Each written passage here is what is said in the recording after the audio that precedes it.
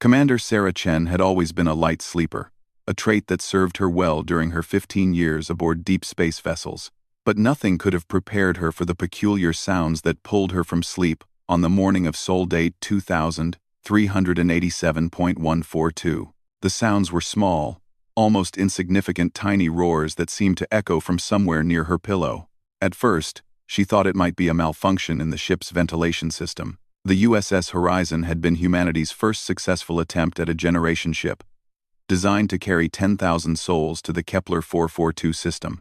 Sarah had been promoted to commander of the Environmental Sciences Division just 3 months before departure, making her one of the youngest senior officers in the fleet's history.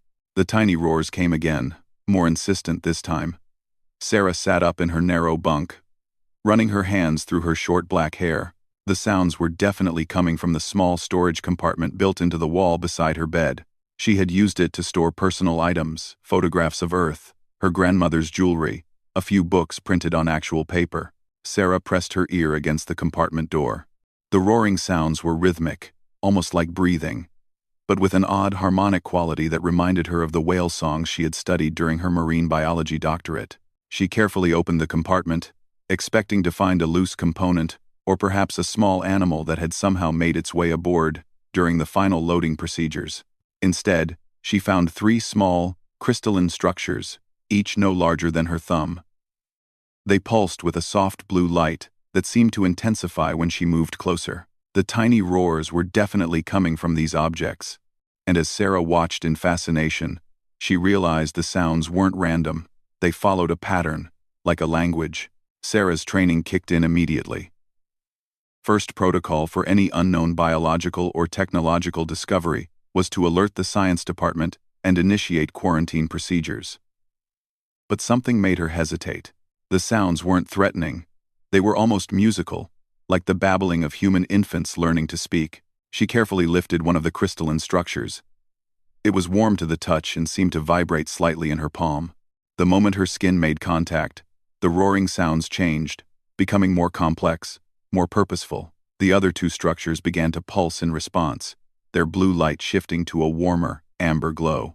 Sarah's communication device chirped with an incoming message. Commander Chen, please report to Science Lab 7 immediately. We're detecting unusual energy signatures from your quarters. The voice belonged to Dr. Marcus Webb, the ship's chief xenobiologist. She looked down at the 3 objects in her hands. Whatever they were, they had been discovered. Sarah made a quick decision that would change the course of humanity's first interstellar journey. Instead of placing the objects back in the compartment, she slipped them into the pockets of her uniform jacket. The corridors of the Horizon were already bustling with the morning shift change. The ship operated on a strict Earth standard schedule to maintain psychological stability during the 120-year journey to Kepler 442. Sarah nodded to the crew members she passed, maintaining the calm, professional demeanor expected of a senior officer, while the objects in her pockets continued their tiny communications. Science Lab 7 was located in the ship's forward section, surrounded by the most advanced sensor arrays humanity had ever built. Dr. Webb was waiting for her when she arrived, along with Captain Rodriguez and Chief Security Officer Thompson. The expressions on their faces told Sarah that this was more serious than a simple equipment malfunction. Commander Chen, Captain Rodriguez began, our sensors detected an energy signature consistent with unknown technology emanating from your quarters approximately 7 minutes ago. The signature appeared suddenly, with no prior indication of any anomalous activity. Dr. Webb stepped forward, holding a tablet displaying complex energy readings.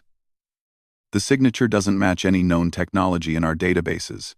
The energy patterns are highly organized, almost like a communication protocol. Have you noticed anything unusual in your quarters?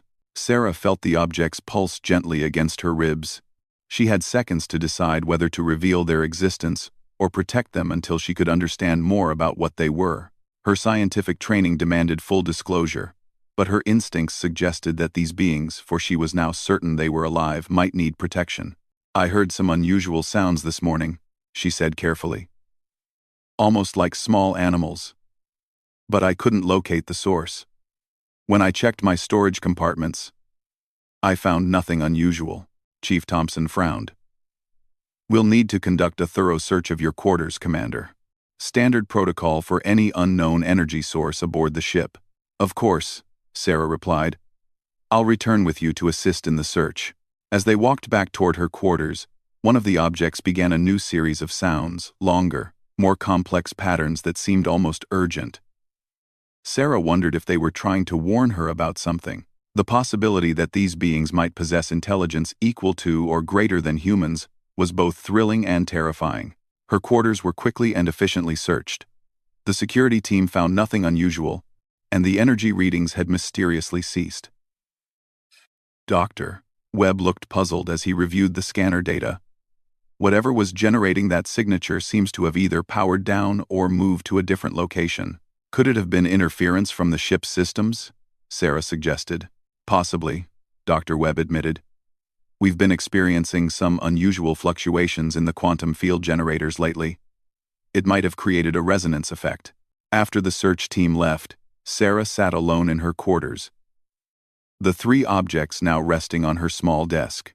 They had gone completely silent during the search. Their blue glow dimmed to barely visible. It was as if they understood the need for concealment.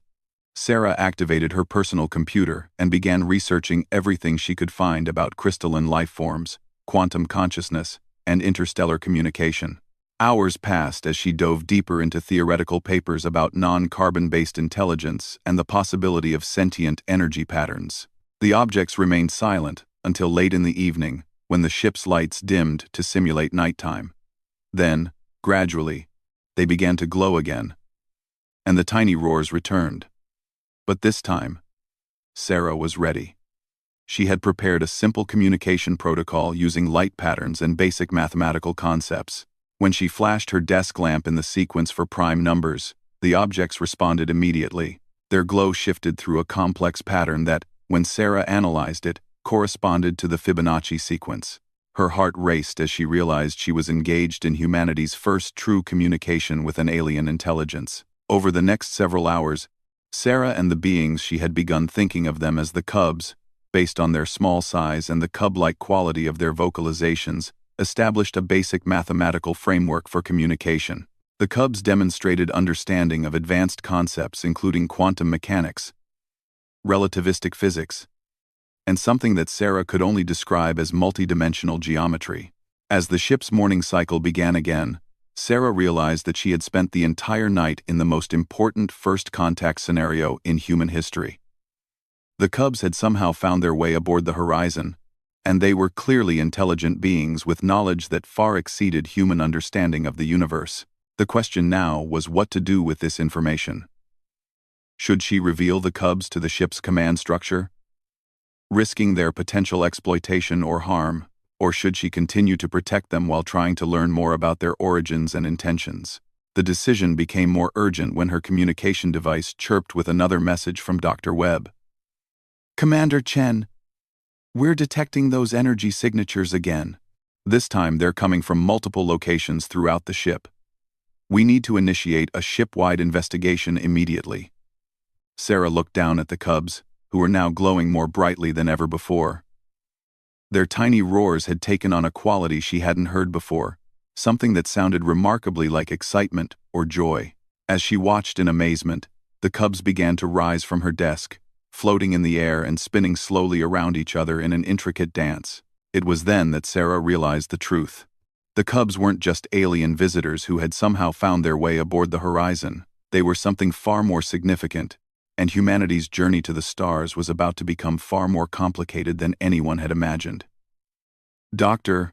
Webb's emergency alert echoed through the ship's corridors as Sarah watched the Cubs perform their aerial dance. The three crystalline beings moved with purpose, their glowing forms tracing geometric patterns that seemed to bend light around them. Sarah grabbed her tablet and began recording everything, knowing that whatever was happening would require documentation. The Cubs' movements weren't random. They were creating something, a three-dimensional structure made of pure energy that hovered above Sarah's desk. As the structure took shape, Sarah recognized it as a star map, but unlike any she had ever seen. This map showed not just the positions of stars, but the connections between them. Pathways of energy that seemed to link distant stellar systems across the galaxy. Sarah's door chimed with an urgent entry request. "Commander Chen, please open immediately. This is Captain Rodriguez." The cubs reacted instantly to the sound, their dance stopping abruptly as they dropped back to the desk. Their glow dimmed, but the energy structure remained floating in the air, slowly rotating and pulsing with complex patterns of light. Sarah made another split-second decision. She activated her room's privacy shield, a feature designed to prevent eavesdropping during sensitive conversations. The shield would also interfere with external sensors, giving her a few more moments to understand what the cubs were trying to show her. The star map zoomed in on a particular region, highlighting a path that led directly to the Kepler 442 system, humanity's destination. But the map showed something that human astronomers had never detected. The system wasn't empty except for planets. It was occupied by a vast network of energy-based life forms. Beings like the cubs, but on a massive scale. Sarah's communication training from the diplomatic corps suddenly became relevant. These cubs weren't just alien visitors, they were ambassadors. They had somehow learned about humanity's journey and had come aboard to establish first contact before the horizon reached their territory. The energy readings Dr. Webb had detected weren't from the cubs themselves. They were from the ship's quantum field generators responding to the cubs' presence, creating resonance effects throughout the horizon's systems. The cubs were trying to communicate with the ship itself, possibly attempting to establish a broader communication network. Sarah's door chimed again, more insistently. She could hear multiple voices outside: Captain Rodriguez, Dr. Webb, and Chief Thompson, along with what sounded like a full security detail. Time was running out. She looked at the cubs, who had arranged themselves in a triangular formation on her desk. One of them, the largest, which she had mentally named Alpha, began a new series of sounds. These weren't the musical roars she had heard before. They were more structured, more urgent, and they were accompanied by rapid pulses of light that seemed to be directed at Sarah's computer terminal. Her tablet suddenly came alive with data streams she had never seen before. Complex mathematical formulas, star charts with impossible detail, and what appeared to be technical specifications for technologies that exceeded human understanding by centuries. The cubs were downloading information directly into her computer, bypassing all security protocols. Among the data streams, Sarah found something that made her hands tremble: detailed blueprints for modifications to the Horizon's engine systems. The modifications would allow the ship to achieve faster-than-light travel using quantum field manipulation techniques that human scientists had theorized, but never successfully implemented. The implications were staggering. The cubs weren't just offering communication, they were offering humanity a technological leap that would revolutionize space travel. But why? What did they want in return? As if sensing her question, Alpha began projecting a new image above the desk. This time, it wasn't a star map, it was Earth. But not Earth as Sarah remembered it. This Earth was surrounded by a network of energy barriers, massive constructs that seemed to be protecting the planet from something in deep space. The image zoomed out, showing the solar system and beyond. In the void between star systems, Sarah saw them: dark shapes moving between the stars, vast and predatory. They were heading toward Earth, but the energy barriers were holding them back. For now, Sarah understood. The Cubs people had been protecting Earth, but their resources were limited. Humanity's expansion into space wasn't just about finding new worlds, it was about finding allies in a war that most humans didn't even know was being fought. The door to her quarters suddenly opened without her permission. Captain Rodriguez stepped inside, followed by the security team with weapons drawn. They stopped short when they saw the floating star map and the three glowing beings on Sarah's desk. "Commander Chen," Captain Rodriguez said slowly, "I think you have some explaining to do." "Doctor." Webb pushed past the security team, his eyes wide with excitement as he took in the scene. "Incredible," he whispered. "First contact protocols. People. This is what we trained for." But Chief Thompson was less enthusiastic. "Unknown. Alien life forms aboard the ship represent a potential security threat. I recommend immediate containment procedures."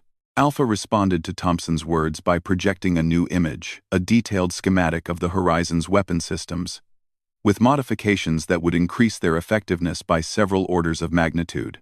The message was clear. The Cubs weren't threatened by human weapons, and they were offering to make humanity's defenses far more powerful. Sarah stepped forward, placing herself between the security team and the Cubs. "Captain, I need to brief you on what I've learned. These beings aren't a threat. They're ambassadors, and humanity is going to need their help." Captain Rodriguez holstered her weapon and approached the desk carefully. "Ambassadors from where?" Sarah gestured to the star map still floating above her desk. "From the Kepler 442 system. From the civilization we're traveling to meet. They've been monitoring Earth for decades, and they've been protecting us from threats we don't even know exist." Dr. Webb began taking readings with his instruments, his excitement barely contained. "The energy patterns are unlike anything in our theoretical models. These beings exist in a quantum state that allows them to manipulate matter and energy directly. They're living embodiments of advanced physics." The Cubs began a new communication sequence, this time addressing the entire group. The star map shifted to show the current position of the horizon, then traced the ship's planned route to Kepler 442. Along the route, new markers appeared, way stations where the Cubs people maintained outposts, ready to assist human ships that proved worthy of alliance. But the map also showed alternate routes, paths that led to different star systems where other forms of life waited. Some of these paths were marked in green, indicating potential allies. Others were marked in red, showing territories controlled by the hostile forces that threatened Earth. Alpha began projecting a new series of images that told a story spanning millennia. The Cubs people, called the Resonance, had once been physical beings like humans, but they had evolved beyond the need for material bodies, becoming beings of pure energy and consciousness. They had formed an alliance with dozens of other civilizations, creating a network of protection and mutual aid that spanned the galaxy. Earth had been identified as a world with potential for joining this alliance, but only if humanity could prove it was ready for the responsibilities that came with advanced technology and galactic citizenship. The journey to Kepler 442 was humanity's test, a chance to show they could travel between stars and make contact with alien civilizations without resorting to violence or exploitation. Captain Rodriguez studied the star map intently. "What happens if we fail this test?" The Cubs' response was immediate and sobering. The star map showed Earth's protective barriers flickering and failing. The dark shapes in space moved closer, and the image of Earth changed to show vast cities in ruins, the planet's surface scarred by weapons that made nuclear bombs look like firecrackers. Dr. Webb looked up from his readings. "Captain, the technological advantages they're offering could revolutionize human civilization. The engine modifications alone would reduce our travel time to Kepler 442 from 120 years to less than 5. "And the weapons upgrades?" Chief Thompson asked, studying the schematics that Alpha was still projecting. Sarah answered before the Cubs could respond. "They're not meant for conquest, Chief. They're for survival. Humanity is about to join a war that's been going on for thousands of years. The choice isn't whether to fight, it's whether to fight as allies of the Resonance or as prey for their enemies." Captain Rodriguez made the decision that would define humanity's future among the stars. "Dr. Webb, I want you to work with Commander Chen to establish formal communication protocols with our new allies. Chief Thompson, integrate the weapon modifications into our defense systems. And Commander Chen, I want hourly briefings on everything these beings tell you." The Cubs responded to the captain's words by intensifying their glow and beginning a harmonious song that filled the room with warmth and hope. But Sarah noticed that their song had an undertone of urgency.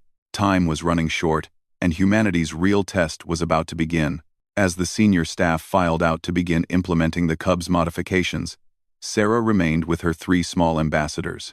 Alpha approached her computer terminal again and began downloading the most important information yet detailed files about the enemy forces threatening Earth, their capabilities, their weaknesses, and the timeline for their arrival in human space.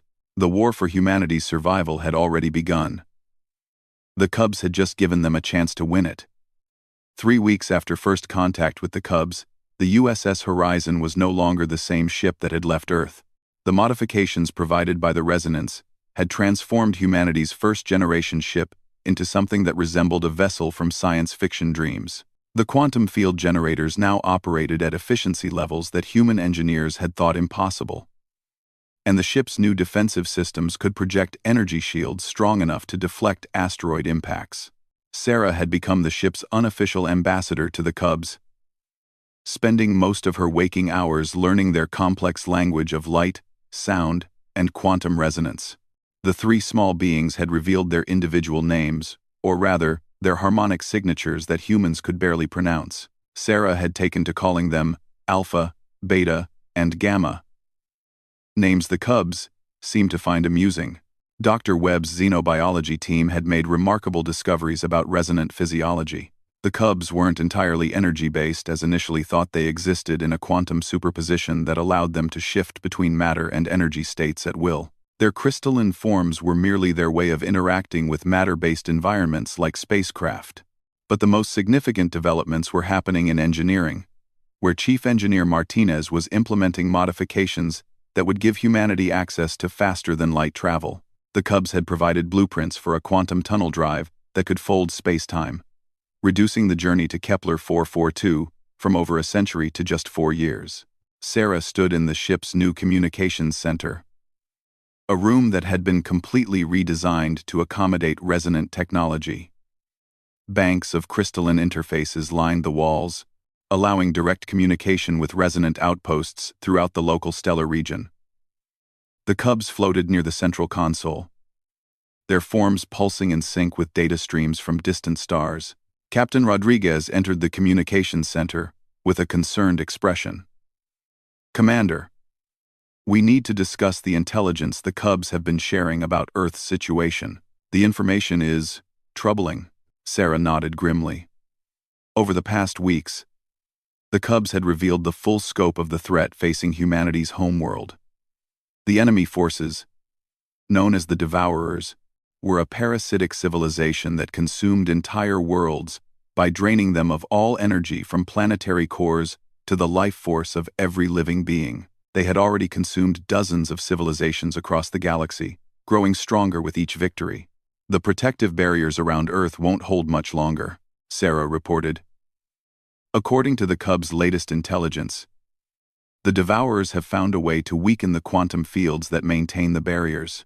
They'll reach Earth in approximately 18 months. Beta, the smallest of the three Cubs, approached Sarah's communication panel and began projecting new information. The display showed a three-dimensional map of the local stellar region, with time-coded markers indicating Devourer movements. The enemy forces were vast thousands of ships spread across multiple star systems, all converging on Earth. Captain Rodriguez studied the display with growing alarm. "How many ships does the Resonant Alliance have available to defend Earth?" Alpha answered by projecting force disposition charts that made Sarah's heart sink. The Resonants could field perhaps 200 ships in Earth's defense, while the Devourers were approaching with over 10,000 vessels. Even with advanced resonant technology, the odds were overwhelming. But Gamma began a new projection that offered a glimmer of hope. The display showed dozens of other civilizations throughout the galaxy, some matter-based like humans, others energy-based like the Resonants, and some existing in forms that human minds could barely comprehend. All of them were members of the Galactic Alliance, and all of them were preparing for the final confrontation with the Devourers. "Earth won't face the Devourers alone," Sarah translated as Gamma's light patterns conveyed complex political information. "But the Alliance needs to know that humanity can be trusted as a true ally. Our journey to Kepler 442 isn't just about reaching a new world, it's about proving that humans can work alongside other civilizations without trying to dominate or exploit them." Dr. Webb entered the communications center, carrying a tablet filled with analysis data. "Sarah, the Cubs' modifications to our biological systems are accelerating human evolution. Crew members are beginning to develop limited telepathic abilities and enhanced spatial awareness. It's as if they're preparing us for direct interface with resonant technology." This was something the Cubs had mentioned, but Sarah hadn't fully understood until now. True membership in the Galactic Alliance required more than just technological advancement. It required evolutionary development that would allow different species to communicate and cooperate on levels impossible for purely physical beings. Alpha began a new communication sequence that filled the room with complex harmonic patterns. Sarah had learned to interpret these patterns as emotional communication, and what she was sensing from Alpha was urgency mixed with something that felt remarkably like pride. "They're telling us that the quantum tunnel drive is ready for testing," Sarah announced. "But there's something else. They want to know if humanity is ready for the final test." Captain Rodriguez looked confused. "Final test? I thought proving we could work with them was the test." Gamma projected a new image that answered the captain's question. The display showed the horizon, but not as it currently existed. In the projection, the ship was surrounded by a fleet of human vessels, not just generation ships, but warships, exploration craft, and mobile cities that could serve as bases for the expanding human civilization. Beta's communication patterns conveyed the explanation. The Cubs had been observing human adaptability and ingenuity throughout their time aboard the Horizon. They had watched humans master resonant technology in weeks rather than the decades it usually took other species. They had seen human engineers improve upon resonant designs, making them more efficient and adaptable. Most importantly, they had watched humans treat the Cubs not as sources of technology to be exploited, but as individuals to be respected and protected. This had convinced the Resonants that humanity possessed the most critical qualification for Alliance membership: the ability to see other beings as equals rather than tools. "The final test," Sarah said as she interpreted the Cubs' complex message, "is to return to Earth, not just as explorers who found a new world, but as ambassadors who can help humanity join the largest alliance in galactic history." Chief Engineer Martinez's voice crackled over the comm system. "Captain, the quantum tunnel drive is online and ready for activation. We can be back in Earth orbit in 72 hours. The reality of what was being offered hit Sarah with overwhelming force. The Cubs weren't just giving humanity advanced technology, they were offering membership in a civilization that spanned the galaxy. But that membership came with the responsibility of helping to fight a war against enemies that threatened to consume every form of life in the universe. Captain Rodriguez made the decision with the same calm authority she had shown during first contact. "Helm. Set course for Earth. Maximum quantum tunnel speed." As the Horizon began its transformation into humanity's first faster-than-light vessel, the Cubs arranged themselves in a triangular formation and began the most complex communication sequence Sarah had ever witnessed. Their combined light patterns filled the communications center with information streams that were simultaneously beautiful and overwhelming. The message they were sending wasn't just for the humans aboard the Horizon, it was a galaxy-wide broadcast to every member of the Alliance, announcing that humanity had passed its trial period and was ready for full membership. The broadcast included detailed reports on human adaptability, creativity, and ethical development, along with recommendations for immediate integration into Alliance military and exploration forces. Sarah felt tears streaming down her face as she realized what this meant. Humanity wasn't just joining a galactic civilization, they were being welcomed as a species with unique capabilities that could help turn the tide against the Devourers. Human adaptability and ingenuity, traits that had helped the species survive on Earth for millennia, were exactly what the Alliance needed in its war against extinction. But the Cubs had one final gift to share. Alpha approached Sarah's personal tablet and downloaded what appeared to be star charts for hundreds of systems throughout the galaxy. These weren't just navigation routes, they were assignments. Worlds that needed defending, civilizations that required assistance, and ancient devourer strongholds that could be liberated by combined Alliance forces.